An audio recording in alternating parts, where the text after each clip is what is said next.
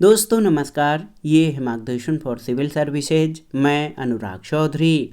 दोस्तों, विश्व इतिहास के महत्वपूर्ण प्रश्नों के अभ्यास सेट में इस वीडियो में हम सॉल्व करेंगे आगामी परीक्षाओं के सामान्य ज्ञान और सामान्य अध्ययन के लिए उपयोगी महत्वपूर्ण प्रश्नों का प्रैक्टिस सेट। ये प्रश्न विभिन्न राज्य लोक सेवा आयोगों द्वारा आयोजित परीक्षाओं के साथ बैंक, एसएससी और रेलवे द्वारा आयोजित परीक्षाओं के सामान्य ज्ञान खंड के लिए बहुत ही उपयोगी हैं। तो आइए शुरू करते हैं आज का वीडियो। विश्व इतिहास यानी वर्ल्ड हिस्ट्री के महत्वपूर्ण प्रश्नों का प्रैक्टिस सेट। पहला प्रश्न है दोस्तों, विश्व इतिहास में 4 जुलाई 1776 महत्वपूर्ण है, इसका कारण क्या है? ऑप्शन है प्लासी युद्ध, भारत तक समुद्री मार्ग की खोज, अंग्रेज बादशाह चार्ल्स द्वितीय को फांसी, या अमेरिकी कांग्रेस ने स्वतंत्रता की घोषणा को अपनाया। तो सही उत्तर ऑप्शन डी हो जाएगा। दोस्तों, विश्व इतिहास में 4 जुलाई 1776 महत्वपूर्ण है क्योंकि इस तिथि को अमेरिकी कांग्रेस ने स्वतंत्रता की घोषणा को अपनाया था। यानी 4 जुलाई 1776 को अमेरिकी कांग्रेस ने संयुक्त राज्य अमेरिका के आज़ादी की घोषणा की थी। अगला प्रश्न है, पंचशील का सिद्धांत निम्नलिखित में से कौन सा नहीं है? गुटनिरपेक्षता, शांतिपूर्ण सह अस्तित्व, एक दूसरे की भूभागी अखंडता और सार्वभौमिकता का परस्पर सम्मान, और एक दूसरे के आंतरिक मामलों में पारस्परिक अहस्तक्षेप। तो इसमें पूछा गया है कि कौन सा पंचशील का सिद्धांत नहीं है, तो गुटनिरपेक्षता। दोस्तों जान लीजिएगा, पंचशील सिद्धांत पर हस्ताक्षर भारत और चीन द्वारा 29 अप्रैल 1954 को किया गया था और गुटनिरपेक्षता पंचशील सिद्धांत में शामिल नहीं था। पंचशील सिद्धांत के अंतर्गत जो 5 सिद्धांत हैं वो एक दूसरे के क्षेत्रीय अखंडता और संप्रभुता का सम्मान, एक दूसरे पर आक्रमण न करना, एक दूसरे के आंतरिक मामलों में हस्तक्षेप न करना, समानता और पारस्परिक लाभ तथा शांतिपूर्ण सह अस्तित्व शामिल हैं।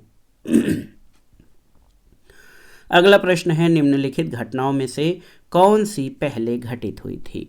देखिए, रूसी क्रांति, अमेरिकी स्वतंत्रता संग्राम, फ्रांसीसी क्रांति, या भारत का प्रथम स्वतंत्रता संग्राम।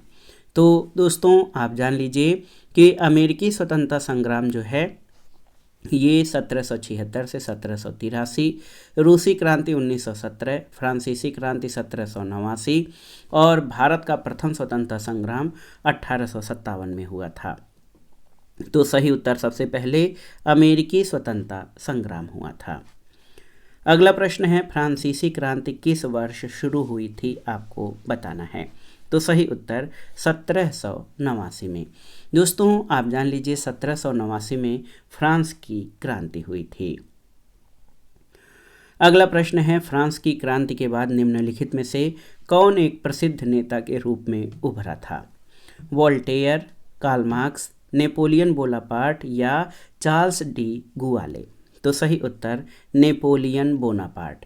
दोस्तों याद रखिएगा, फ्रांस की क्रांति के बाद नेपोलियन बोनापार्ट एक प्रसिद्ध नेता के रूप में उभर कर आया। वस्तुतः नेपोलियन को क्रांति पुत्र कहा जाता है। तो याद रखिएगा, फ्रांस क्रांति के बाद नेपोलियन बोनापार्ट प्रसिद्ध नेता और शासक के रूप में उभरा। नेपोलियन बोनापार्ट निवासी था कहाँ का, आपको बताना है। तो उत्तर है नेपोलियन फ्रांस का निवासी था। अगला प्रश्न है, वाटरलू कहाँ पर स्थित है?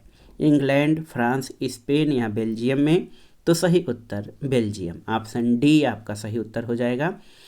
दोस्तों वाटरलू बेल्जियम में स्थित है और एक तिथि है 18 जून 1815। यहाँ पर वाटरलू में हुए युद्ध में नेपोलियन अंतिम रूप से पराजित हुआ था।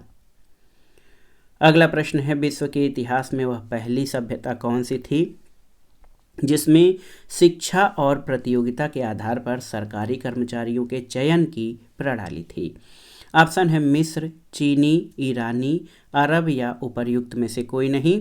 तो सही उत्तर है चीनी सभ्यता। ऑप्शन बी आपका सही उत्तर हो जाएगा। आप जान लीजिए, विश्व में सर्वप्रथम चीनी सभ्यता ने शिक्षा और प्रतियोगिता के आधार पर सरकारी कर्मचारियों के चयन की प्रणाली का प्रयोग किया था। अगला प्रश्न है, 100 साल का युद्ध किन के बीच लड़ा गया? 100 वर्षीय युद्ध या 100 साल का युद्ध किन के बीच लड़ा गया था, आपको बताना है।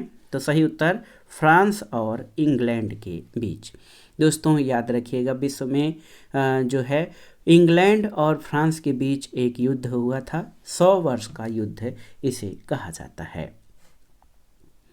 अगला प्रश्न है, निम्नलिखित में से इटली के पुनर्जागरण का कवि कौन था? होमर, रोसेट्टी, दांते या वर्जिल? तो सही उत्तर दांते, ऑप्शन सी आपका सही उत्तर है। याद रखिएगा, इटली के पुनर्जागरण में इटली के फ्लोरेंस नगर निवासी कवि दांते, जिनका समय काल 1265 से 1321 है, इनका महत्वपूर्ण योगदान था।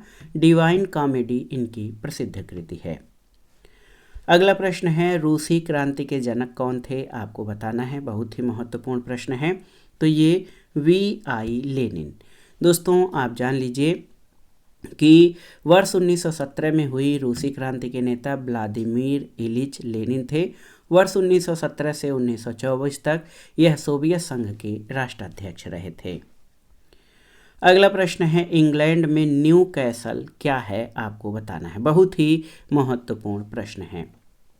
तो सही उत्तर है दोस्तों, इंग्लैंड में जो न्यू कैसल है वो संसदीय व्यवस्था के विकास से संबंधित है। ऑप्शन यहाँ पे दिए गए हैं, इंग्लैंड की महारानी का निवास, महाराजा का निवास, प्रधानमंत्री का निवास या इनमें से कोई नहीं। तो सही उत्तर इनमें से कोई नहीं सही उत्तर हो जाएगा, क्योंकि इंग्लैंड में न्यू कैसल संसदीय व्यवस्था के विकास से संबंधित है। अगला प्रश्न है, फ्यूहरर की उपाधि किसे दी गई थी? हिटलर, मुसोलिनी, स्टालिन, नेपोलियन या चंगेज खां को? तो सही उत्तर हिटलर को।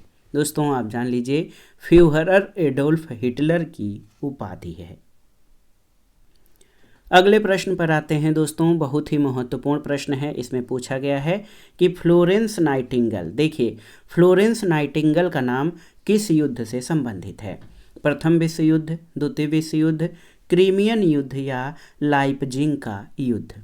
तो सही उत्तर है, फ्लोरेंस नाइटिंगेल का नाम क्रीमियन युद्ध से जुड़ा हुआ है। दोस्तों जान लीजिए, इटली निवासी फ्लोरेंस नाइटिंगेल ने क्रीमियन युद्ध 1853 से 1856 में नर्स का कार्य किया था। इन्हें the lady with the lamp के नाम से भी जाना जाता है। अगला प्रश्न है, आर्कड्यूक फर्डिनेंड और उनकी पत्नी की हत्या किस घटना के रूप में जानी जाती है? तो सही उत्तर आपका हो जाएगा प्रथम विश्व युद्ध। ये बहुत ही महत्वपूर्ण प्रश्न है। 28 जून 1914 को ऑस्ट्रिया के आर्कड्यूक फ्रांस फर्डिनेंड और उनकी पत्नी सोफी की सराजेवो यानी बोस्निया और हर्जगोविना नगर में हत्या के बाद जो है पहला विश्व युद्ध प्रारंभ हुआ था। अगला प्रश्न है, द्वितीय विश्व युद्ध के दौरान हुए जाति संहार के परिणाम स्वरूप मारे गए लाखों लोग कौन थे? यहूदी, आर्य, एशियाई, अफ्रीकी या फिर रूसी? तो सही उत्तर है यहूदी, ऑप्शन ए। दोस्तों याद रखिएगा, द्वितीय विश्व युद्ध के दौरान हुए जाति संहार के परिणाम स्वरूप मारे गए लाखों लोग जो थे वो यहूदी थे। अगला प्रश्न है, पुनर्जागरण आंदोलन या रेनेसां सबसे पहले कहाँ पर शुरू हुआ था? तो सबसे पहले इटली के फ्लोरेंस शहर में, यहाँ पर ऑप्शन ई आपका सही उत्तर हो जाएगा।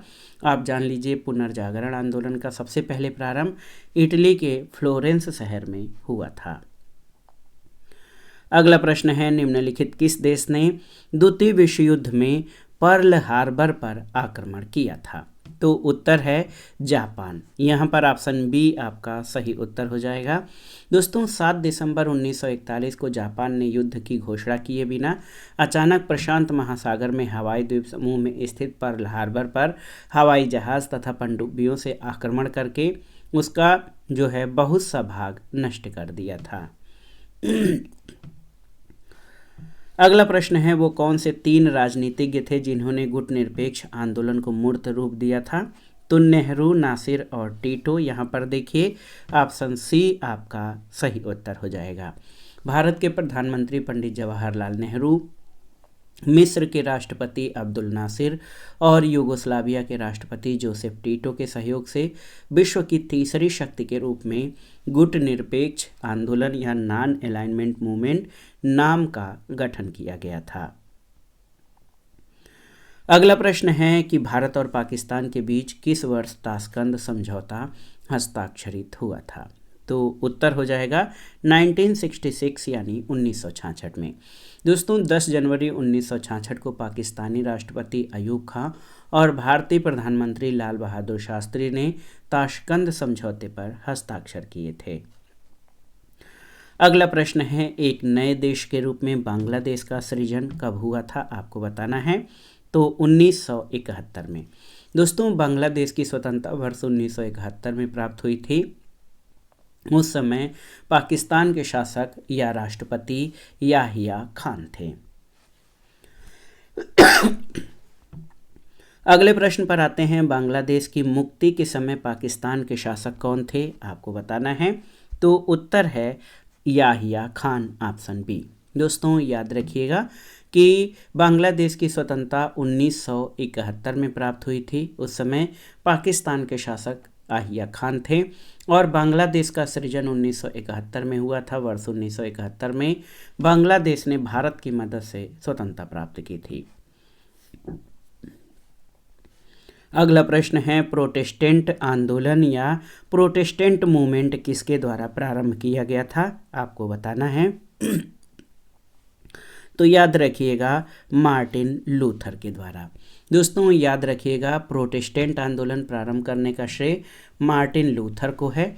मार्टिन लूथर का जन्म जर्मनी में हुआ था। वस्तुतः लूथर का विद्रोह धर्म सुधार आंदोलन की शुरुआत थी। अगले प्रश्न पर आते हैं, द्वितीय विश्व युद्ध के समय ब्रिटेन का प्रधानमंत्री कौन था। ये प्रश्न बार बार परीक्षाओं में आता है। तो दोस्तों नेविल चेम्बरलिन। नेविल चेम्बरलिन जो है 1 सितंबर 1939 को जब ये युद्ध प्रारंभ हुआ तो उस समय ब्रिटेन का प्रधानमंत्री नेविल चेम्बरलिन था। लेकिन आप जान लीजिए 1940 से 1945 तक विंस्टन चर्चिल ब्रिटेन का प्रधानमंत्री था। तो सही उत्तर आपका ऑप्शन डी विंस्टन चर्चिल होगा। अगला प्रश्न है, कार्ल मार्क्स थे रूसी चिंतक, जर्मन चिंतक, फ्रांसीसी लेखक या अमेरिकी वैज्ञानिक। तो सही उत्तर जर्मन चिंतक। दोस्तों प्रसिद्ध दार्शनिक और समाजवादी चिंतक कार्ल मार्क्स जर्मनी के थे। अगला प्रश्न है, महान दार्शनिक प्लेटो किस देश के निवासी थे। तो सही उत्तर ग्रीस यानी यूनान के।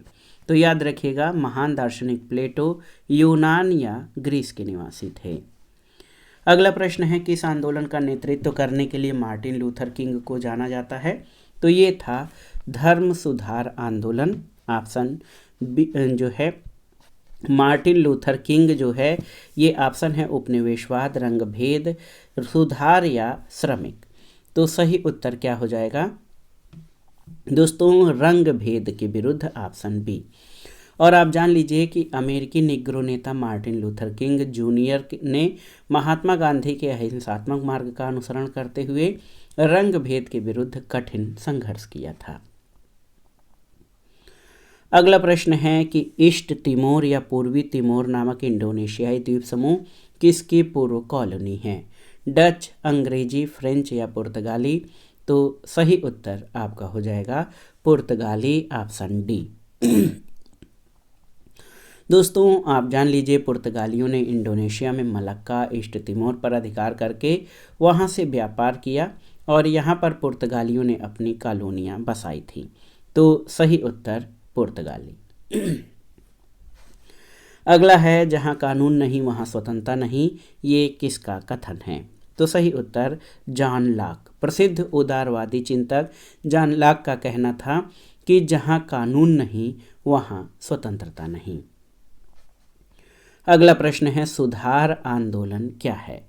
तो आप जान लीजिए सुधार आंदोलन पोप के प्रभुत्व के खिलाफ विद्रोह था।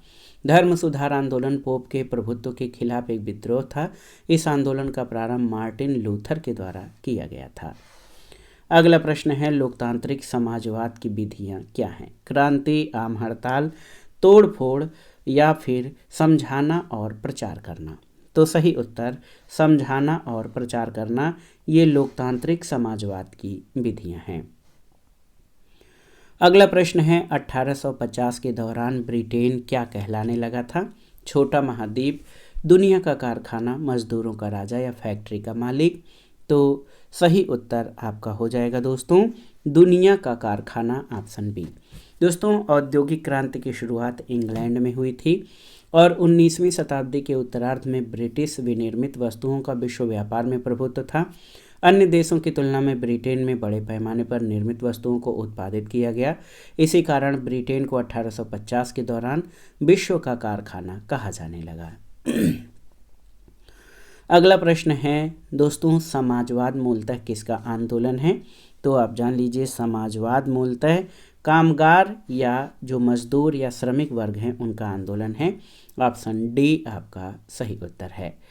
इमाइल ने समाजवाद के संबंध में कहा है कि समाजवाद का अभिप्राय श्रमिकों के ऐसे संगठन से है जिसका उद्देश्य पूंजीवादी संपत्ति को सामाजिक संपत्ति में परिवर्तित करने के लिए राजनीतिक शक्ति प्राप्त करना है। तो याद रखिएगा, समाजवाद मूलतः कामगारों का आंदोलन है। बहुत ही महत्वपूर्ण प्रश्न है ये। अगले प्रश्न पर आते हैं, चीन की ग्रेट वॉल या महान दीवार का निर्माण किसने कराया था? आपको बताना है। तो सही उत्तर है दोस्तों किन शी हुआंग ने। यहाँ पर आप देखिए, ऑप्शन बी आपका सही उत्तर है। चीन की महान दीवार या ग्रेट वॉल ऑफ चाइना का निर्माण चीन के प्रथम सम्राट किम शी हुआंग ने कराया था। अगला प्रश्न है, मार्को पोलो किस लिए विख्यात है? तो मार्को पोलो चीन, भारत और एशिया की यात्रा करने के लिए विख्यात है। ऑप्शन बी आपका सही उत्तर है। मार्को पोलो का समय 1254 से 1324 ईस्वी। उसने चीन, भारत और एशिया की यात्रा की थी। अगला प्रश्न है, कार्ल मार्क्स की पुस्तक दास कैपिटल प्रकाशित हुई थी कब? तो ये बहुत ही महत्वपूर्ण प्रश्न है। दास कैपिटल 1867 में। दोस्तों याद रखिएगा, कार्ल मार्क्स की प्रसिद्ध पुस्तक दास कैपिटल यानी पूंजी का सबसे पहले 1867 में प्रकाशन हुआ था। अगला है, कौन सा व्यक्ति इटली के एकीकरण से संबंधित नहीं था? केबोर, गेरिबाल्डी, मुसोलिनी या मेजिनी? तो सही उत्तर मुसोलिनी। मुसोलिनी इटली के एकीकरण से संबंधित नहीं था। दोस्तों इटली के एकीकरण का श्रेय मेजनी, काउंट केबोर और गेरिबाल्डी को दिया जाता है। मुसोलिनी इटली के एकीकरण से संबंधित नहीं था। मुसोलिनी इटली में फासिज्म या फासीवाद का जनक माना जाता है। अगला प्रश्न है, द्वितीय विश्व युद्ध के दौरान जापान के किन शहरों में परमाणु बम गिराए गए थे? तो उत्तर है हिरोशिमा और नागासाकी। बहुत ही महत्वपूर्ण प्रश्न है दोस्तों, और आप जान लीजिए कि द्वितीय विश्व युद्ध के दौरान जापान के हिरोशिमा पर 6 अगस्त 1945 को और नागासाकी शहर पर 9 अगस्त 1945 को अमेरिका के द्वारा परमाणु बम गिराए गए थे। अगला प्रश्न है, किसके पतन से फ्रेंच क्रांति का आरंभ हुआ था? बास्तिल, काम्यून्ज, जैकोबिन क्लब या पिलनेट्ज? तो सही उत्तर आपका हो जाएगा बास्तिल के पतन से। दोस्तों बास्तिल दुर्ग के पतन के साथ फ्रेंच क्रांति या फ्रांसीसी क्रांति 1789 का प्रारंभ हुआ था। अगला प्रश्न है, शीत युद्ध या कोल्ड वार का क्या अभिप्राय है? तो सही उत्तर है पूंजीवादी और साम्यवादी दुनिया के बीच वैचारिक दुश्मनी। दोस्तों शीत युद्ध से अभिप्राय पूर्व और पश्चिम के बीच तनाव, पूंजीवादी यानी संयुक्त राज्य अमेरिका और उसके सहयोगी तथा साम्यवादी यानी तत्कालीन सोवियत संघ और उसके सहयोगियों के बीच वैचारिक दुश्मनी और महाशक्तियों के बीच तनाव का संबंध शीत युद्ध से है। अगला प्रश्न आपको बताना है कि रूसी क्रांति किस वर्ष हुई थी? तो सही उत्तर 1917 यानी 1917 में रूसी क्रांति हुई थी। अगला प्रश्न है कि बोस्टन चाय पार्टी की घटना का संबंध किससे है? आपको बताना है। तो सही उत्तर बोस्टन चाय पार्टी की घटना अमेरिकी स्वतंत्रता युद्ध के दौरान 16 दिसंबर 1773 को हुई थी। तो सही उत्तर क्या हो जाएगा? तो ये अमेरिकी स्वतंत्रता युद्ध से संबंधित है बोस्टन चाय पार्टी। अगला प्रश्न है, क्रीमियन युद्ध का समापन किस प्रकार से हुआ था? तो सही उत्तर क्या हो जाएगा? क्रीमिया का युद्ध अक्टूबर 1853 से फरवरी 1856 तक चला था। इसका समापन पेरिस समझौता 30 मार्च 1856 के तहत हुआ था। तो सही उत्तर ऑप्शन सी हो जाएगा। क्रीमियन युद्ध का समापन पेरिस समझौते से हुआ था, जो कि 30 मार्च 1856 को हुआ था। अगला प्रश्न है 1853 से 1856 में क्रीमियन युद्ध किन के बीच लड़ा गया था? तो सही उत्तर है रूस और तुर्की के बीच। दोस्तों, क्रीमिया का युद्ध 1853 में शुरू हुआ, 1856 में समाप्त हुआ था। इस युद्ध में यूनाइटेड किंगडम, फ्रांस, तुर्की आदि देशों ने जो है इनकी संयुक्त सेना ने रूस को पराजित किया था। ऑप्शन ए आपका सही उत्तर है। अगला प्रश्न है प्रथम विश्व युद्ध में जापान किसकी ओर से लड़ा था? आपको बताना है। तो सही उत्तर जर्मनी के खिलाफ यूनाइटेड किंगडम के साथ।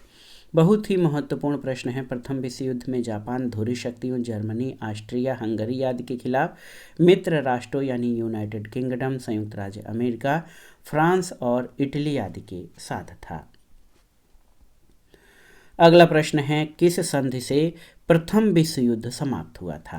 ताशकंद, वर्सेल्स, तिलसिट या बर्लिन संधि? तो सही उत्तर आपका हो जाएगा यहाँ पर वर्सेल यानी वर्साय की संधि। दोस्तों, वर्सेल्स की संधि जून 1919 से प्रथम विश्व युद्ध समाप्त हुआ था। अगला प्रश्न है यूनाइटेड नेशंस शब्द किसने गढ़ा था? आपको बताना है। तो यूनाइटेड नेशंस शब्द पूर्व अमेरिकी राष्ट्रपति फ्रैंकलिन डी रूजवेल्ट के द्वारा गढ़ा गया था। अगला प्रश्न है दूसरे विश्व युद्ध के दौरान निम्नलिखित में से कौन सा देश उन 3 धुरी शक्तियों में से एक नहीं था जिन्होंने मित्र राष्ट्र शक्तियों के विरुद्ध युद्ध किया था? जर्मनी, इटली, चीन और जापान।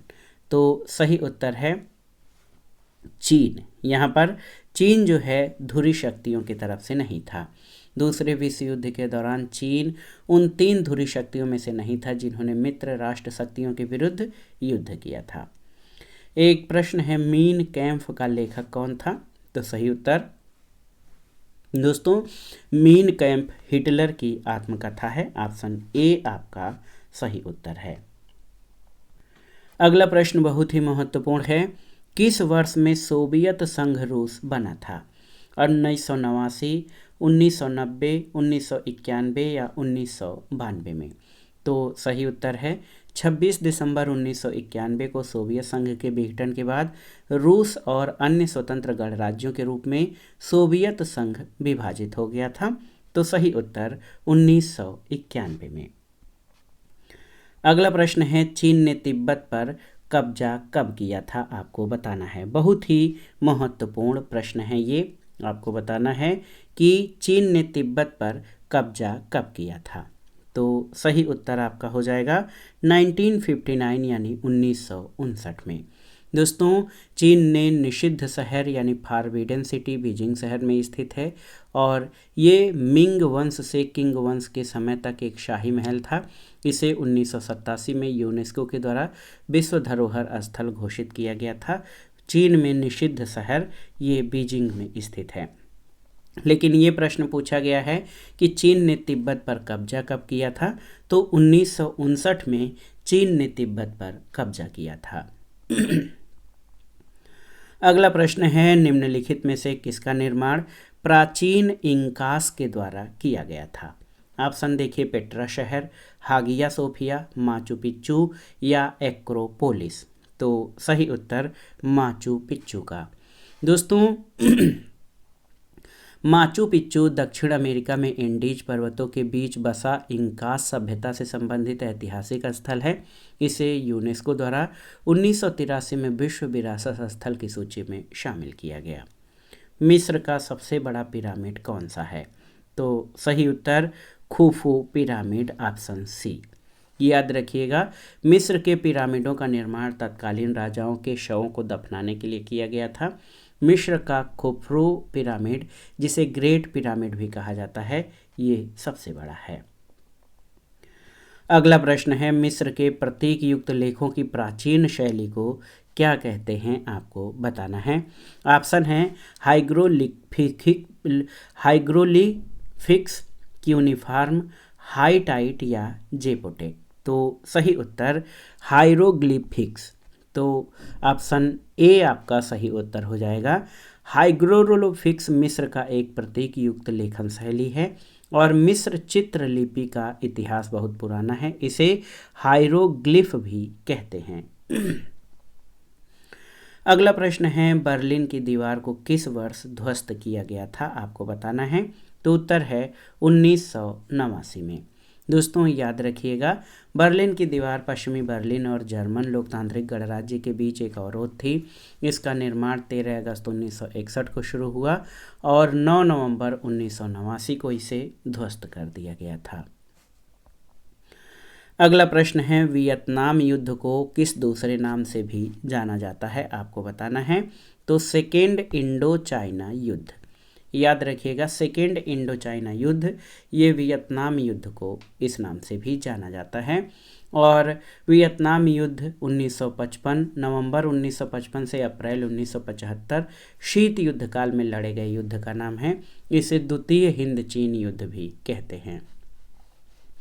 अगला प्रश्न है, बांग्लादेश को किस देश से स्वतंत्रता मिली थी, आपको बताना है। तो 1971 में पाकिस्तान से। ऑप्शन सी आपका सही उत्तर है। अगला प्रश्न है, वर्ष 1971 में स्वतंत्रता की घोषणा के बाद बांग्लादेश के प्रथम प्रधानमंत्री कौन बने थे। तो उत्तर है ताजुद्दीन अहमद। दोस्तों याद रखिएगा, ताजुद्दीन अहमद एक बांग्लादेशी राजनयिक और स्वतंत्रता सेनानी थे। उन्होंने बांग्लादेश के प्रथम प्रधानमंत्री के रूप में बांग्लादेश मुक्ति संग्राम के दौरान अंतरिम सरकार का नेतृत्व किया था। बांग्लादेश की स्वतंत्रता के बाद भी वही प्रधानमंत्री थे। इनका कार्यकाल अप्रैल 1971 से जनवरी 1972 तक था। अगले प्रश्न पर आते हैं। वर्ष 1999 में पाकिस्तान के प्रधानमंत्री कौन थे जिन्हें जनरल परवेज मुशर्रफ के नेतृत्व में एक सैन्य तख्तापलट से परास्त किया गया था। तो सही उत्तर नवाज शरीफ, ऑप्शन सी। दोस्तों पाकिस्तान के प्रधानमंत्री रहे नवाज शरीफ को 1999 में तत्कालीन सेना प्रमुख परवेज मुशर्रफ द्वारा सैन्य तख्तापलट द्वारा अपदस्थ कर दिया गया था। अगला प्रश्न है, 1907 में किसको भूटान के वंशानुगत शासक के रूप में निर्वाचित किया गया था। उसे दिसंबर 17, 1907 को ताज पहनाया गया था और राज्य के प्रमुख ड्रक ग्याल्पो यानी ड्रैगन राजा के रूप में स्थापित किया गया था। तो उत्तर है युगेन वांगचुक को। दोस्तों आप जान लीजिए कि गोंगसा उगेन वांगचुक को वर्ष 1907 में भूटान का प्रथम वंशानुगत शासक के रूप में निर्वाचित किया गया। इन्हें 17 दिसंबर 1907 को ताज पहनाया गया और राज्य के प्रमुख ड्रक ग्याल्पो या ड्रैगन राजा के रूप में स्थापित किया गया था। अगला प्रश्न है, देखिए महत्वपूर्ण प्रश्न है कि गुलनाबाद की लड़ाई महमूद होताकी के नेतृत्व में किस वर्ष में लड़ी गई थी। तो उत्तर है 1722 में। दोस्तों महमूद होताकी, जिसे इतिहास में शाह महमूद गिलजी के नाम से जाना जाता है, मध्यकाल का अफगानी योद्धा था जिसने 1722 में गुलनाबाद के युद्ध में सफाविद राजवंश की सेना को पराजित किया था। अगला प्रश्न है, टेराकोटा आर्मी टेराकोटा की मूर्तियों का एक संग्रह किस देश के पहले सम्राट की सेनाओं को दर्शाता है। चीन, उत्तर कोरिया, थाईलैंड या जापान। तो सही उत्तर चीन। दोस्तों टेराकोटा आर्मी चीन के प्रथम सम्राट किन हुआंग की सेनाओं को दर्शाती टेराकोटा मूर्तियों का एक संग्रह है। अगला प्रश्न और विश्व इतिहास यानी वर्ल्ड हिस्ट्री से संबंधित महत्वपूर्ण प्रश्नों के प्रैक्टिस सेट का ये आखिरी प्रश्न है कि पोताला महल का क्या महत्व है। ऑप्शन है किन राजवंश के राजा का महल, नेपाली प्रधानमंत्री का वर्तमान निवास, श्रीलंका में पाए गए महल का ध्वंसावशेष या दलाई लामा का सर्दियों के समय का पुराना आश्रय स्थल। तो ऑप्शन डी।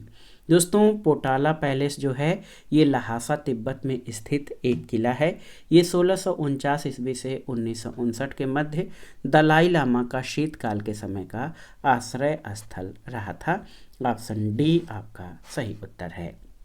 तो दोस्तों ये था आज का वीडियो, विश्व इतिहास के महत्वपूर्ण प्रश्नों का प्रैक्टिस सेट, जो विभिन्न प्रतियोगी परीक्षाओं के सामान्य ज्ञान और सामान्य अध्ययन खंड के लिए बहुत ही उपयोगी है। आप इन प्रश्नों को तैयार कर लीजिएगा। दोस्तों वीडियो आपको कैसा लगा हमें कमेंट बॉक्स में ज़रूर बताइएगा। वीडियो को लाइक करें, शेयर करें और इस चैनल मार्गदर्शन फॉर सिविल सर्विसेज को सब्सक्राइब करें। वीडियो देखने के लिए धन्यवाद दोस्तों, नमस्कार।